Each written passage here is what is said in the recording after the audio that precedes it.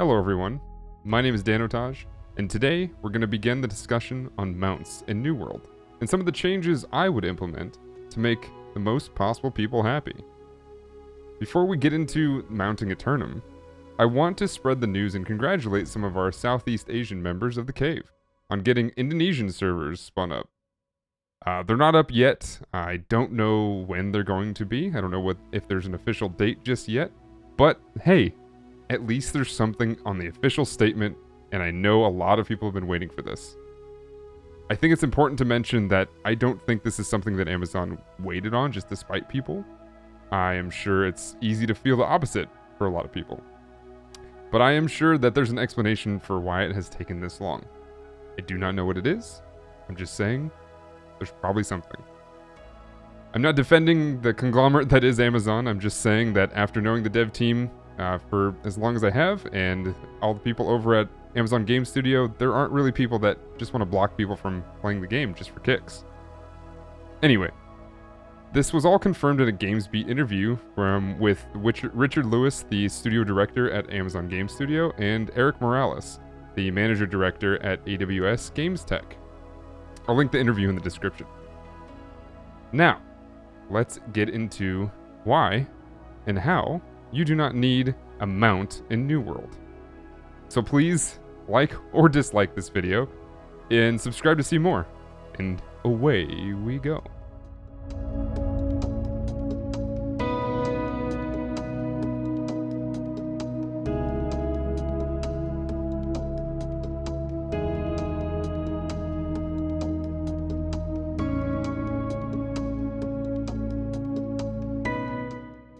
One of the coolest things to me about New World is how immersive the game really is.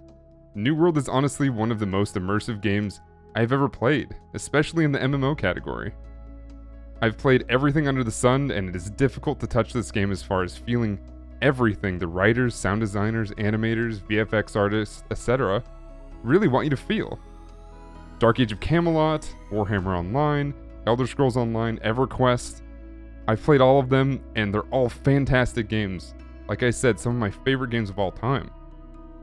They're great games to feel right at home and feel great to roleplay in, lots of opportunities, simply because the world that they created.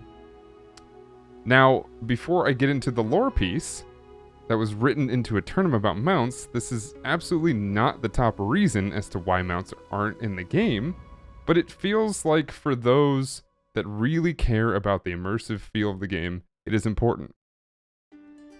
So, there's a full set of lore pages called The Animals Revolt. You can find the beginning part, or at least one of the parts, in Windsward, posted close to the west entrance of the settlement. I'm sure you've read about this, you've probably come across this as you've entered. It's a big page. If you've been curious as to why you cannot mount things in the game, it's there. It's very simply there, but there's lots of other things as well.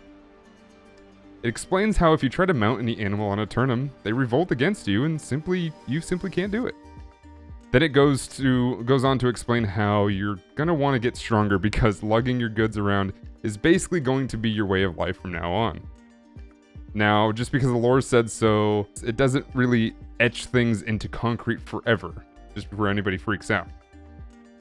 You have to remember that even though humans have been here for a few centuries, there are still a ton of people who do not know about the island of Aeternum. There's still a ton of information that we still have to learn. We have no idea what's in store for expansions. We don't know how any new technology may arrive here or be developed here. And we don't know what's going to be invented in the time that we have here on Aeternum. But for now, we know that animals cannot be mounted.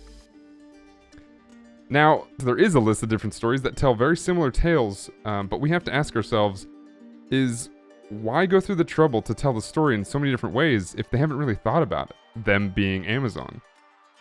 Now, there's also an issue that, you have decorative pets that really find it weird because they talk about not being able to tame things and how nothing can be docile, but yet you can put these dogs from Barkamedes or from the cash shop into your houses as decorations.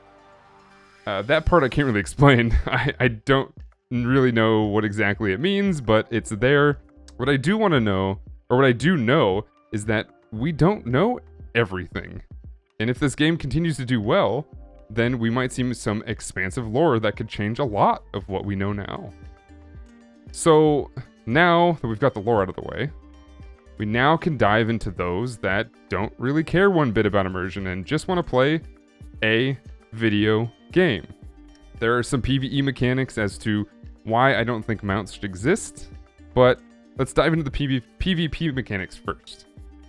The only way to wage war on a territory is to do PvP quests that you receive from your faction rep within the settlement that you wish to start attacking, or defending in some circumstances as well. And you have to run and accomplish these quests. If you give people mounts and ways to do these faster, you run the risk of preventing anyone from defending from the defending faction or even the third party to notice and create a conflict. Well, there's a chance, but making this chance smaller and smaller removes a lot of what makes PvP in New World fun. I don't know about you, but I find open world PvP way more fun than the war itself. Wars are great, don't get me wrong, but I would much prefer parts of the group waging war, defending the territory, or even helping one of the sides that benefit my faction most in open world PvP. Heck, even using the opportunities to snipe the war from another faction because of whatever reason you defeated both sides in battle is a fantastic feeling. With mounts and making everyone faster, you make it harder for the rest of the server to get involved, because things just get done faster. You are able to wage war in what would probably be like half the time. And even though New World at the moment is still very much a numbers game, it is still possible to outwit the enemy. I firmly believe that if you add mounts to the game, you will take strategy out of the game. Not fully, but you'll take a lot of strategy out of the game, simply because it'll be easier to do everything. It also makes it harder to starve out the enemy from Azoth if they don't need it as much. With mounts and speed, you don't need to fast travel, you don't need to lug things around, you can simply just ride everywhere. The map isn't very big, you can get there pretty quick. If you need to travel from your closest territory to the battle that's happening, you'll get there before the battle's over. Mounts would change this mechanic directly, even if the speed boost isn't super huge. The devs have struck what I believe to be a pretty good balance with timing and giving factions boosts based on their territories owned and not owned, and battles over the fort. It would take a huge rebalance, and then I don't think that balance is worth it. You would change the game entirely. Some of you have suggested to me in our live streams or what have you in Twitter and in comments that that mounts can be something you can use that cannot, like a suggestion, to not be used while flagged for PvP in order to counter what we just talked about. There are also several reasons as to why mounts are a bad idea, even for those that are not flagged. I'll keep it real simple because I think the main reason is pretty simple. However, not many people have thought of when they've come up with stuff like this. They're great reasons to bring it up, but there's some simple things as to why it just won't work. One of them, resources. Adding mounts to the game and allowing people to move faster throughout Aeternum will not only make it so you can get resources faster, but it'll also so that everyone else can as well. If you're on a server where you can go to a somewhat known location and mine anything you want, you're living in an anomaly server. That is a very strange thing. I don't think I've talked to anybody who doesn't have a problem finding iron, or has a problem finding iron. Being able to just find it wherever they want, however they want, and get as much as they want. That's not really been a thing. Most servers running in New World contain some very resource-hungry players that have very specific routes and follow them with the utmost efficiency. Giving players even more range and possibility to be able to make their routes longer makes it so that fewer players, are able to gather the resources that they need. This makes it so players with the most efficiency or the greatest timing have all the resources in the game. It doesn't change how many resources there are, it doesn't change how many are available. It makes it so that one person or one group of people own everything. Now, here's what makes the game's mechanics still work even without adding mounts. Before I talk too much about houses, I will note that I do not believe this to be the best solution, simply because the strategy is really now not to buy a house until you can buy the most expensive house in your desired territory before you buy any other house. I say this because your first house purchase is half off, by the way. So the most efficient thing to do is to buy the most expensive house at half the price you normally would. In order to do this, you have to play most of the game before you buy your first house. It's not like people will start printing money on any given server, so it doesn't scale super well. Which is why buying the most expensive house first usually is the best thing to do. So, because you have to wait so long to buy a house if you want to save a good bit of money, the fast travel system that they've implemented sort of doesn't become super available until you're pretty far into the game. Like I said, most of the way through most of the content. So, now that you know I'm not super on the side of how it works now, let's explain how houses sort of replace the need for mounts. Houses provide the cheapest fast travel in the game, and you can travel at any time to any of your houses, at the cost of a little bit of Azoth. They work like inns, however, the timer can be set back to 0, with, again, just a little fee of Azoth. So if you wanted to travel to your inn, you usually have to wait an hour. And the timers in the houses are longer, but the difference is you can actually get rid of that timer with that Azoth. It isn't very expensive, you can travel at any time. This makes a pretty easy way to get where you need to go. This also is a direct benefit mechanic and driver of why both PvP players and PvE players need to work together. PvE players need to provide supplies and tools to PvP players so that they can take over the territories in order to utilize your faction discount when traveling. Picking houses pretty distant from each other will allow you to create central hubs in any region of the map.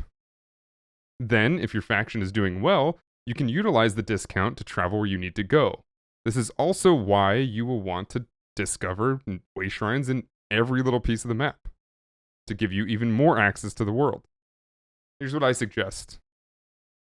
So, yes, it would be pretty awesome to have another cool thing to collect and have at your side. Maybe there will be an expansion and we'll get some sort of mechanical car or something driven by Azoth. Maybe there'll be a way that we discover how to actually tame these animals. Maybe there's something going on and we just haven't learned it yet. Who knows? We have to remember that the invention of vehicles is just about the time that you're currently traveling in Aeternum, maybe a bit later, based on where we are in the timeline of Earth, because we are still on Earth, technically. We are about the time where, just before, if not right at the time, where the cars be invented, like I just said. So, we don't have that technology to make a vehicle. We only really have mounts. We have boats and stuff like that, and ships and whatnot, and I've heard people talk about ships and being able to sail, but water mechanics are not really part of the game, and I don't know if anybody knows how well water mechanics even work with the current game's engine. Like I said, who knows? But that does not mean that it is known about globally, the car stuff and whatnot, car technology. It definitely does not mean that everybody knows how to produce it as well as they travel in Aeternum. So, again, maybe some of the scientists in the Syndicate figure out how to harness the Azoth or find the oil and turn it into fuel, and you have the Marauders who are great engineers, and maybe they use the science that comes from Syndicate's knowns and travels and whatnot, and figured out how to put it into a machine. And then you have the Covenant who is able to teach everybody how to drive and create these rules that people abide by and, whatnot. All kinds of things. There's plenty of room for possibilities. There is what seems to be a lot more land north of the map. We have to remember that too, which implies a ton of room to expand the game. And with expanding the physical land, we also get many opportunities to expand technology and lore. All the stuff we just went over, and all the things that just kind of pop into my brain. And many of yours as well. I'm definitely not the only person thinking about this. However, there are some things I can suggest on how to make things a little bit more bearable for some of the players out there without houses or money, or can even think of one right now. Kind of like myself. I've been saving a lot of money, I've been trying to gain a lot of standing, but it's not easy to get your first house when you know that you want to get that half-off house for a very expensive one. I have enough money to buy it now, but gotta get that standing. It takes a lot of time. Even though I mentioned earlier that speeding up players is a bad idea, I do think there's a little bit of wiggle room in some parts of the game. I think that if Amazon wanted to add something to alleviate some of the complaints about travel time, there could be an argument to be made that a small speed boost given to players as they travel along roads would be interesting. There would be quite a bit of development work to line all the roads and decide what actually depicts a road worthy of a speed boost, decide what speed boost they might actually get without destroying the balance of the game, etc. There's lots of work to be put in. Now, how do you fix the idea of that waiting to buy your first house, then when you're so deep in the game that you have to buy the most expensive? How do you fix that problem? It's a bit of a tough one. But when you fix this, there may be fewer people asking about mounts at all. Or there could be more videos of me explaining exactly why houses are so important, and the reason for them, and why fast travel is so much easier with them. A quick fix Band-Aid solution would be to allow players to buy their houses in a territory at a much lower standing, at least their first house, and keep the rest of the unlocks the same. Just like you did with half off, right? You have the price at half off, okay, make the standing half off, at least for your first house, and then everything changes. It's not a great solution, not at all. It might confuse the heck out of people too. But it is something that I think would help players buy a house and begin paying property taxes to help companies that own those territories, and really, like I said, alleviate the fast travel problems, at least a little bit. The idea of giving players a half-off discount for the first house is to alleviate the fact that there are no mounts. And most people, some people, I should say, will do it a little bit early in the game. That's kind of the point of it. The only problem with this is the people who play MMOs and the audience it attracts are min-maxers. And the other problem, the difference with this mechanic is that you have people like myself who, I don't really like to min-max. I tend to play as it makes sense and is fun to me and stuff like that. However, this mechanic, I very much do want to min-max because you're spending a lot of money on a house, and if you can get it half off and you can get the most expensive one half off, you have that opportunity, you better know I'm going to go for it. Even if I'm not a total min-maxer. Used to do that a long time ago, I don't really do it now. Except when it comes to videos, I try to do my best to give you guys the most efficient way to do things. It only makes sense, and it's a waste of buying things when you can get the first one very cheap. That being said, you may have fewer travel headaches if you do buy early. That doesn't mean you're going to, but it could help. And I think that's what the designers of this game wanted to put out there. Unfortunately, adding that bonus does kind of change things.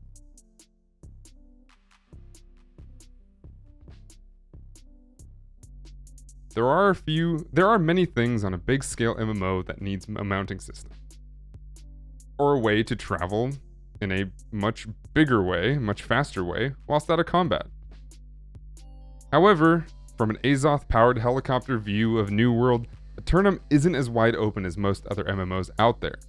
The world is smaller, so things feel closer, and moving on foot isn't really that big of a problem. The more people I've asked about this, the more people say, hey, mounting would be really cool, but I don't really need it. I think that's important to remember. If you don't really need it, ask yourself, hey, what am I asking about mounts for? Because I want it like every other MMO, or because I think that would be cool, or I'm just tired of walking everywhere. I think a couple of those reasons are fantastic, and I think they would be cool to have mounts. I think it would be nice to collect something, but do I really need it? And I think if people are reasonable, then most of them will say, probably not. I think I travel just fine. The game is mechanically sound and makes sense. Make something unique, is somewhat simple, and build upon it. You may not like a handful of things about New World, but now there's a foundation to build from. Fully formed, you can play a whole bunch of hours and have a whole bunch of fun. I foresee many changes coming to this game in the coming months, coming years, if it stays popular, but I do believe that Amazon has a very solid core idea, and the game is full of things to do for a very long time. Yes, You may think that walking might be most of those hours played, but the next time you find yourself walking from point A to point B, think about all the stops you make in order to fill your bags with materials or kill things for XP, to make the world feel something like something's actually happening. Aeternum isn't dead. It's very much alive. And forcing you to see it all for yourself is a good way to help you experience that. You may hate it, you may love it. In the end, I hope you're enjoying New World as much as I am. I've been Danotage, and if you've enjoyed this video, regardless of the mounting opinion, please leave it a like. If not, leave it a dislike. I appreciate you for coming by, and I can't wait to see you again. Goodbye.